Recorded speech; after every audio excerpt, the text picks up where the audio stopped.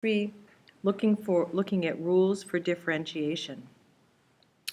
Our first rule is the constant rule, the rule for differentiating a function that begins with a constant. Well, if we're trying to find the derivative of a function with respect to x, here's our function, with respect to x, and that function is a constant, then we're taking the derivative of the constant, and so our constant is c, with respect to x, and the derivative of a constant is 0. That should make sense to you if you think about what a function is that is a constant. For example, if I'm graphing a function, y is a function of x and it's merely equal to a constant, then that's going to graph as a horizontal line. It's going to graph as a horizontal line going through the point on the y-axis where y is equal to that constant. So clearly, if you look at this function, the slope is 0. And that slope is 0 for all values of x, and that is why when you take the derivative of a function that is a constant, you're going to get 0. The derivative of a constant is 0. Okay, let me add a page below. And the next rule for differentiation is the rule for positive integer powers. That is to say, if f of x is a function, this is actually called the power rule.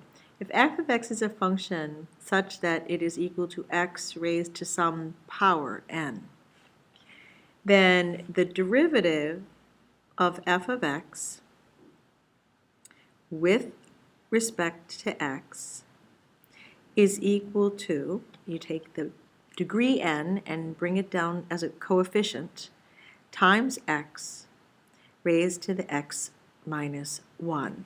This is the power rule, and it helps us to differentiate simple polynomials. I'm moving this down a little bit because I want to write above it that this is the power rule. And so let's highlight that, power rule, very important. And there's our power rule. Okay, let me add a page below. The next is the constant multiplier rule. The constant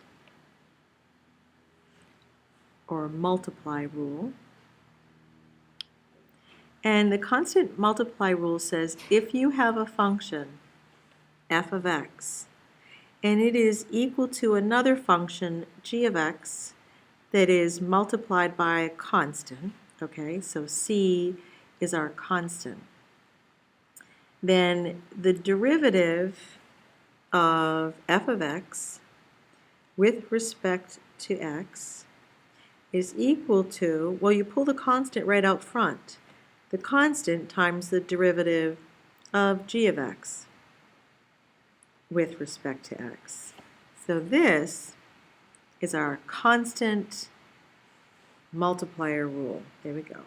Just pull that constant right out front. Okay, let's add another page below. And the next is the sum and difference rule, the sum and difference rule. And the sum and difference rule says that the derivative of a sum or difference of two functions is equal to the derivative of the first times the plus or minus the derivative of the second. So we say that if you have a function f of x is equal to g of x plus or minus h of x. So f of x is equal to either the sum or the difference of two functions. Then the derivative of f of x with respect to x is equal to the derivative of g of x with respect to x plus or minus the derivative of h of x with respect to x.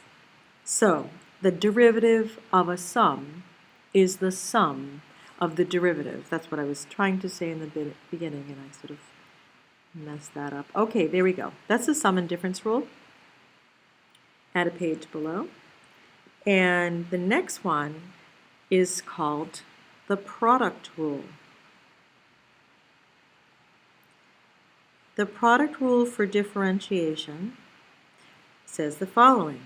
If you have a function f of x, and it's actually equal to the product of two functions, in this case we'll say it's equal to u of x multiplied by v of x.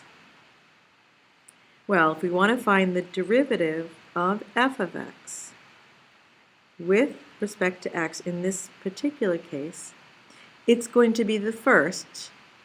Let's make our writing a little easier and just say this is u times v, knowing full well that u is a function of x and v is a function of x. So the derivative of f of x with respect to x is the first function times the derivative of the second plus the second function times the derivative of the first. And this is the power rule.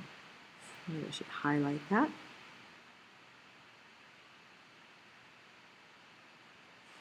And I'm going to add a page below. Okay, our last rule is the quotient rule. And the quotient rule is when you start with a function, f of x, that is equal to the quotient or ratio of two functions, u of x over v of x, we'll stick with v of x. And we'll shorten this and just say it's u over v, but we're fully aware that u is a function of x and v is a function of x.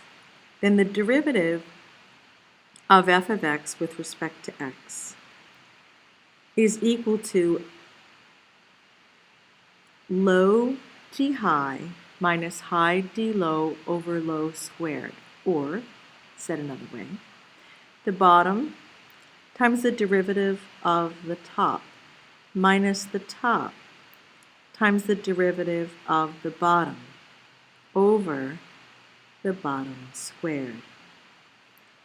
And there you have our last rule for this section. This is the quotient rule. And in our next video, we'll do a couple examples using these rules, and we will look at the second derivative.